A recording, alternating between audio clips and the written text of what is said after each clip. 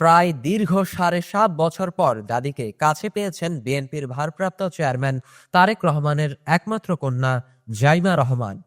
আবেগাপ্লুত হয়ে জাইমা স্ট্যাটাসে লেখেন, চিকিৎসা শেষ করে দাদুকে নিয়ে আমরা এখন বাসায়। সবাই দাদুর জন্য দোয়া করবেন যেন তিনি দ্রুত সম্পূর্ণ সুস্থ হয়ে ওঠেন। আপনাদের দোয়া আমাদের জন্য খুবই মূল্যবান।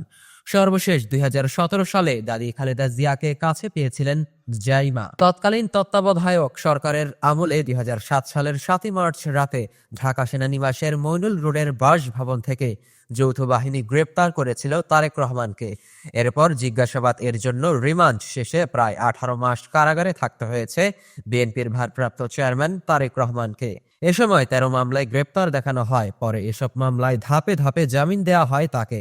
২০০৮ সালের ৩রা সেপ্টেম্বর জামিনে মুক্তি পান তারেক রহমান।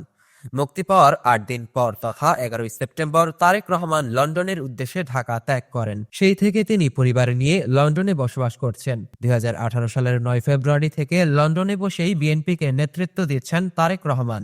তৎকালীন আওয়ামী সরকারের ভিত্তিহীন ও মিথ্যা মামলায় দীর্ঘদিন কারাগারে ছিলেন সাবেক প্রধানমন্ত্রী খালেদা জিয়া। সরকারের কাছে বিদেশে চিকিৎসার জন্য বারবার আবেদন করা সত্ত্বেও চিকিৎসা করানোর অনুমতি দেয়া হয়নি খালেদা জিয়াকে। ২০২৪ সালের ৫ আগস্ট ছাত্র জনতার গণঅভ্যুত্থানে আওয়ামী সরকারের পতন হলে নির্বাহী আদেশে মুক্তি পান বেগম জিয়া। তখন থেকেই চিকিৎসা গ্রহণের বিষয়ে তৎপরতা শুরু হয়। অবশেষে ২০২৫ সালের ৭ই জানুয়ারি বিদেশে চিকিৎসার উদ্দেশ্যে কাতারের আমিরের দেওয়া বিশেষ একটি এয়ার অ্যাম্বুলেন্সে লন্ডনের পথে যাত্রা করেন। ৮ জানুয়ারি ইংল্যান্ডের রাজধানী লন্ডনের হিথ্রো আন্তর্জাতিক বিমানবন্দরে পৌঁছান।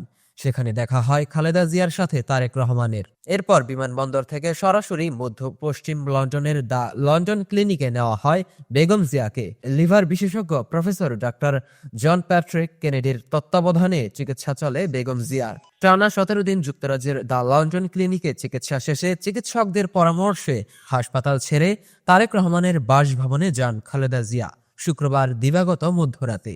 দেশ বিদেশের প্রতি মুহূর্তের আপডেট পেতে থাকুন খবর প্লাসের সাথে। এছাড়াও খবর প্লাস চ্যানেলটি এখনই ফলো দিয়ে পাশে থাকুন।